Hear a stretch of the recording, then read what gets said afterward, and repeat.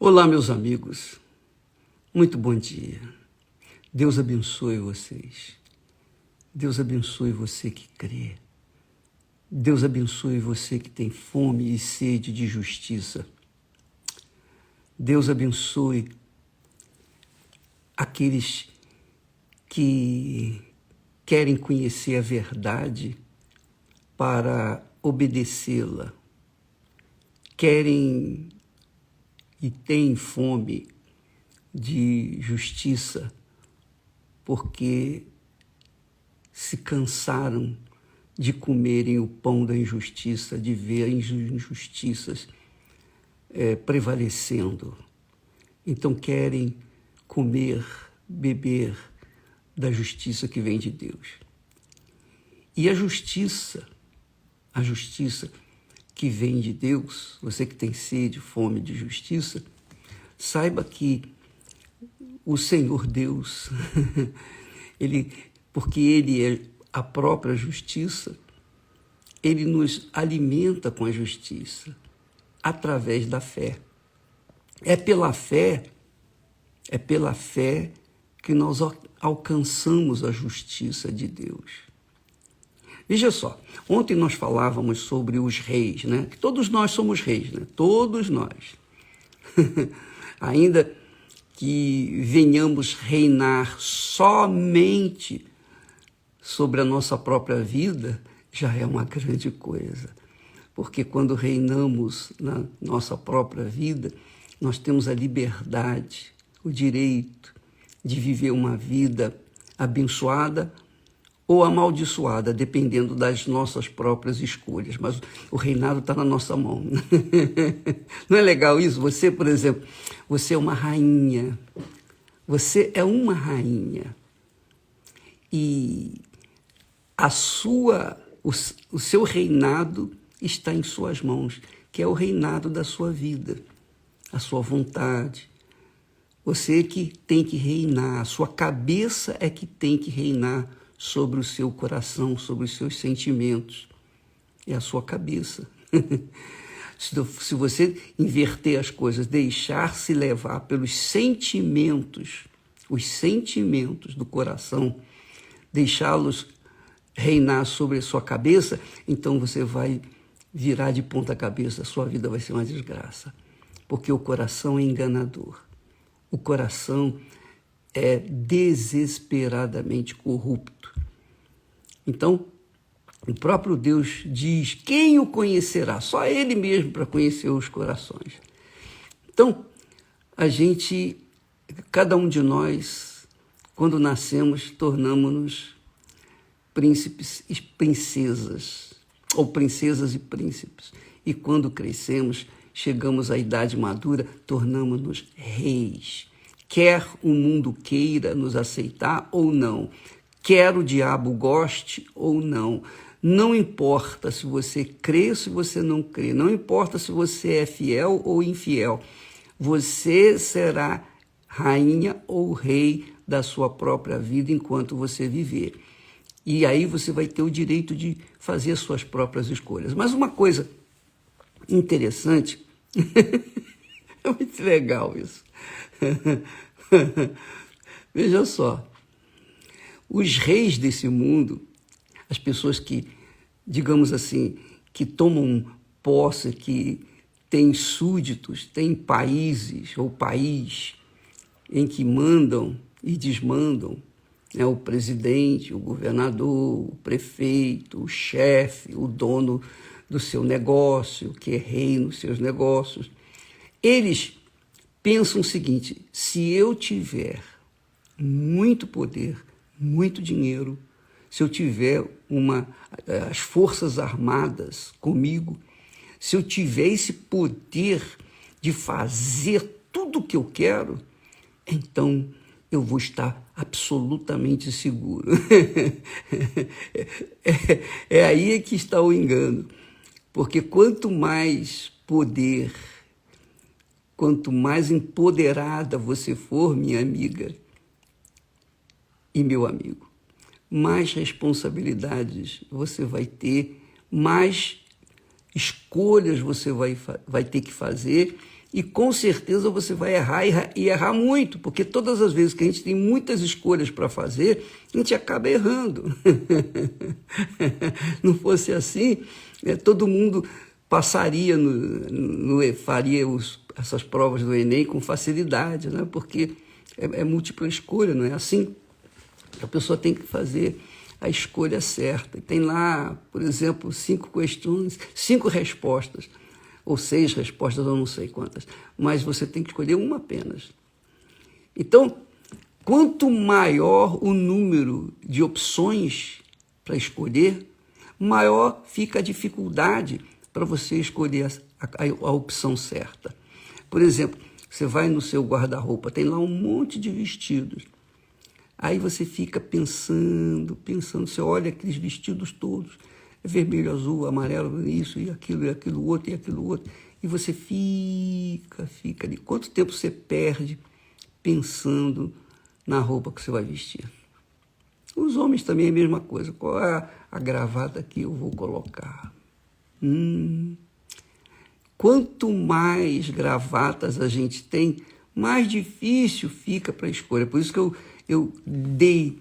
doei todas as minhas gravatas e fiquei apenas com umas pouquinhas, para não ter que ficar cansando a minha mente para escolher. Eu pego essa e acabou, pronto, acabou. E PT, saudações. Bem, a verdade é, minha amiga, meu amigo, quanto mais a pessoa tem, quanto mais ela é empoderada, maior o risco dela se perder. Veja só, o caso do próprio Davi. Davi foi um rei excelente, até o dia em que os seus soldados disseram para ele: Davi, não é bom que o rei vá com a gente para a guerra, porque pode o rei se ferir e a gente perde o rei. Fique em casa, o rei Davi, por favor, fica no palácio, poxa, pensa nas estratégias e tal, do país, etc.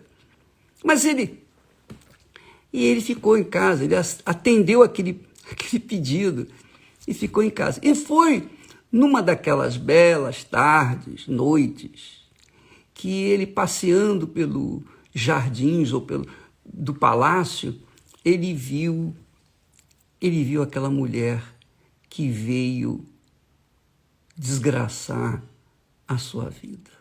É isso mesmo, desgraçar o seu trabalho, desgraçar o seu reinado. O seu reinado estava indo de vento em polpa, mas por causa daquela mulher, Betsabá, ele se perdeu.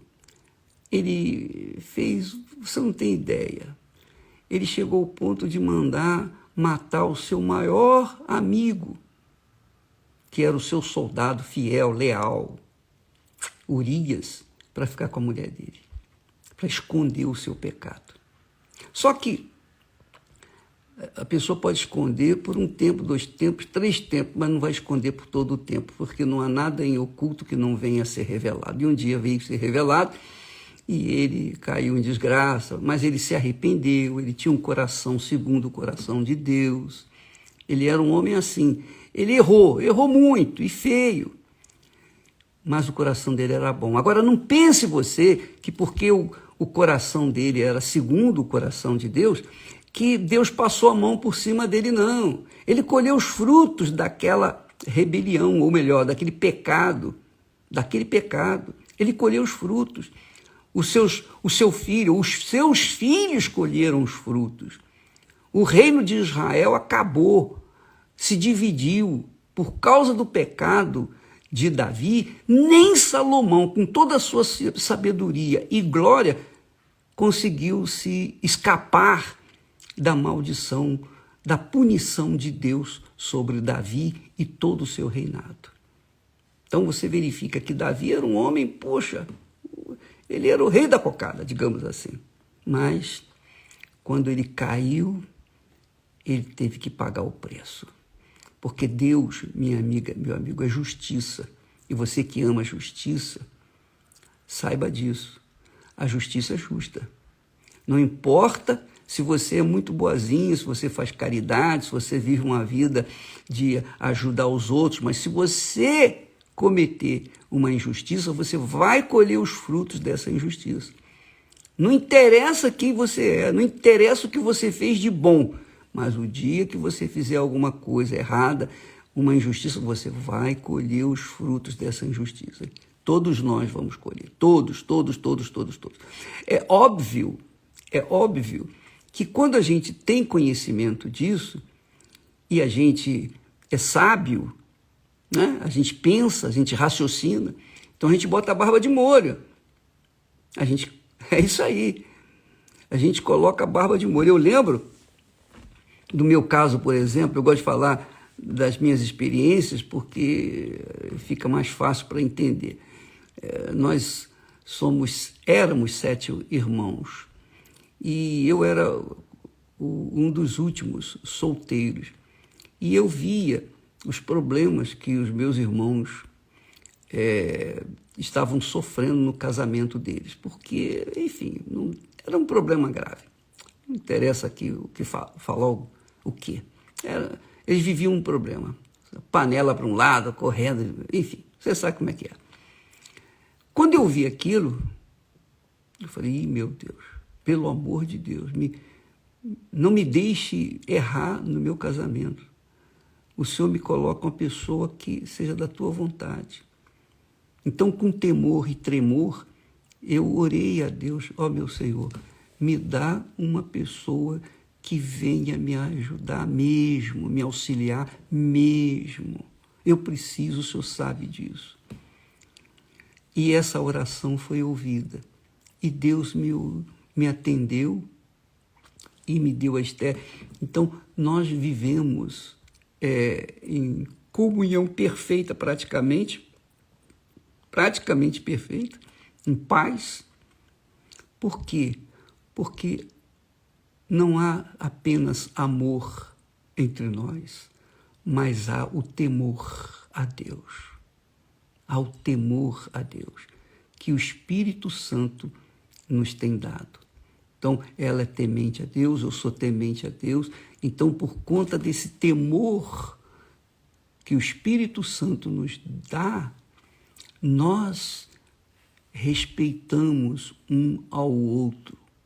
Nós sabemos conviver, abrir mão da nossa vontade para fazer a vontade do outro. Nós fazemos sacrifícios constantes um pelo outro. E assim nós vamos vivendo, vamos construindo a nossa vida, vamos, digamos, envelhecendo juntos e vivendo em paz.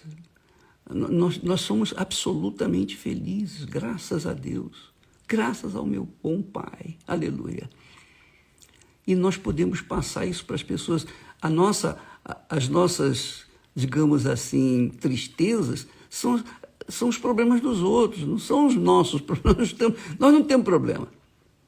O nosso problema é justamente os outros, que a gente se vê, digamos assim,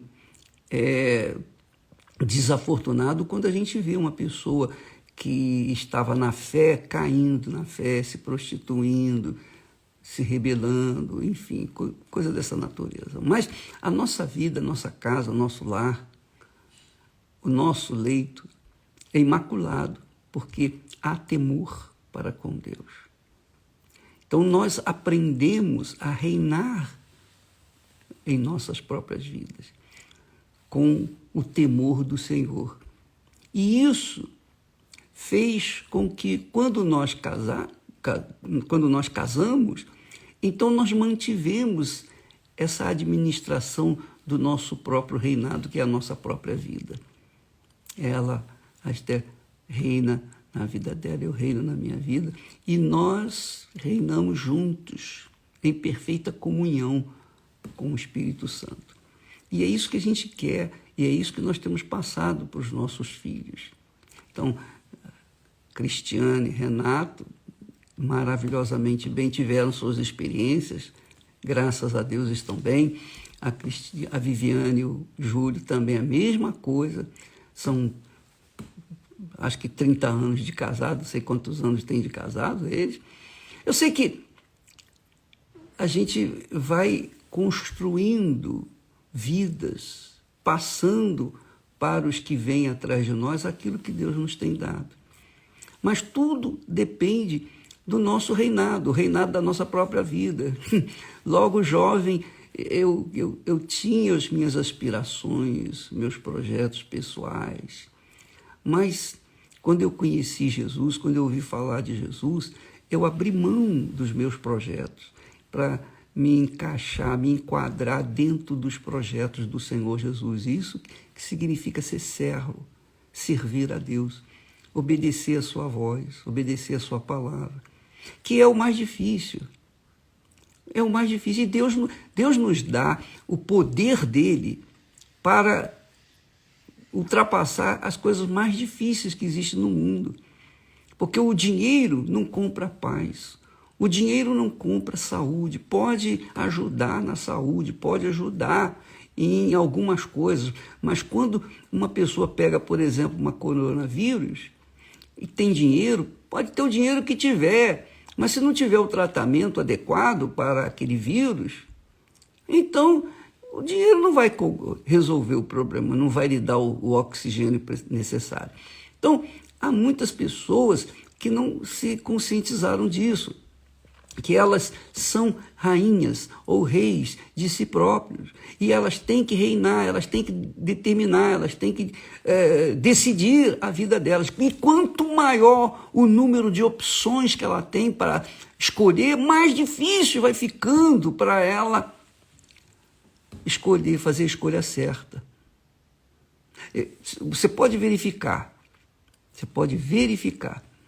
Eu tinha duas irmãs, várias irmãs, mas eu tinha duas irmãs. A minha irmã mais velha era linda, linda, linda, linda. Era uma boneca, de tão bela que era. A minha irmã mais nova do que ela não era tão bonita quanto a mais velha. Você sabia? A minha irmã mais velha sofreu no amor, mas sofreu horrores no amor. E era bonita, era bela, etc. A minha irmã menos bonita, ela não sofreu tanto, porque ela achou o seu cobertor de orelha e foi feliz por toda a sua vida. Quer dizer, as pessoas mais bonitas, mais lindas, que têm mais atrações, são mais atraentes, são mais sofredoras do que aquelas pessoas que não são tão atraentes assim. Por quê? Repara isso, dá uma olhada. As pessoas mais bonitas são as mais sofredoras, não é? Você já reparou isso? Pode ver. Então, quanto maior o número de opções que a gente tem para escolher, mais difícil fica para escolher. Está aí o jogo da loteria, né? Quanto maior o número de opções, mais difícil. Bem, minha amiga, meu amigo, você é rainha da sua vida. Você é rei na sua vida. Você pode ser um catador de lixo, mas você é rei da sua vida. A sua vida vai depender da sua cabeça, das suas escolhas. Não do seu coração, mas da sua cabeça. E se você tem na sua cabeça o Espírito Santo, se você tem a mente do Senhor Jesus Cristo, se você tem a mente de Deus em você, você só vai escolher o que é certo e não vai sofrer tanto. Vai ter as suas lutas, seus aprendizados, suas tribulações, mas você vai aprender. Tudo isso é para a gente aprender. E no final, a gente sair vitorioso. Deus nos deu a fé para isso, minha amiga, meu amigo. A fé é a arma mais poderosa que existe na face da terra. Não há dinheiro no mundo que possa compensar ou suprepor a fé, porque a fé nos faz vencer o mal. O nosso inimigo é espiritual. Nós não lutamos contra carne nem sangue. A nossa luta é contra principados, potestades, dominadores, forças espirituais do mal nas regiões celestes. Quer dizer, a nossa luta é espiritual, estritamente espiritual. Mas aqueles que se agarram, se apegam ao dinheiro, às coisas físicas, ao poder, esses acabam se arrebentando, sofrendo muito mais. Por exemplo, você vê aí os presidentes, quando eles são eleitos presidentes, poxa, é uma festa e tal, etc. Mas eu não queria estar na pele do presidente Bolsonaro nem por um segundo na minha vida, nem por um segundo, nem por um segundo. Eu não queria estar na pele de nenhum governador, nenhum presidente, nenhum prefeito, de jeito nenhum, até mesmo os políticos menores, eu não queria estar na pele deles. Porque toda hora tem que fazer escolhas. E toda hora as escolhas são muitas, as facilidades são muitas e normalmente as escolhas são erradas. Então, amiga e amigo, olhe para a sua vida. Não fique olhando para a vida dos outros. Não fique querendo saber isso, aquilo que não compete a você. Cuide. O reinado da sua vida já é uma coisa complicada, complicadíssima. Porque quando você reina mal, você vai viver mal, você vai ser infeliz, você vai ser um desgraçado da vida, porque você reinou mal. Então, cuide da sua vida, procure reinar de acordo com os reis que foram bons diante de Deus, que temeram a Deus no passado. Você pode ler nos livros de reis e de crônicas, você vai ver a história de cada um. Os que agradavam a Deus, os que se livravam das idolatrias, das feitiçarias, das magias. O pior de tudo é a idolatria, porque a idolatria maqueia o pecado. E aí as pessoas acabam idolatrando o dinheiro, idolatrando a sua própria imagem, idolatrando o seu sucesso, etc. E acabam se arrebentando, se desgraçando, vivendo depressiva o resto das suas vidas, o resto dos seus dias. Então, administre a sua vida. Procure administrar a sua vida. Olhe para você. A Bíblia fala que sem fé é impossível agradar a Deus. Então, invista na fé. E a fé, a fonte da fé é o Espírito Santo. Quando você recebe o batismo com o Espírito Santo, quando você é selada com o Espírito Santo, quando você mergulha no mar do Espírito de Deus, pronto. Você passa a viver na fé, pela fé, de fé em fé, e começa a fazer as escolhas certas e vai colhendo na frente aquilo que você plantou, que é a obediência à palavra de Deus. Porque a fé não é para você conquistar isso, aquilo e aquilo outro. Você pode conquistar o que você quiser com a fé, mas a maior conquista que você pode obter com a fé é a sua eterna salvação, a sua vida eterna, vida eterna. Isso é só pela fé. E Deus nos deu o poder dele, que é a fé, para que nós pudéssemos obedecer a sua palavra. Quando obedecemos a palavra de Deus, nós estamos exercitando a fé. Quando nós desobedecemos a palavra de Deus, nós estamos desprezando a fé.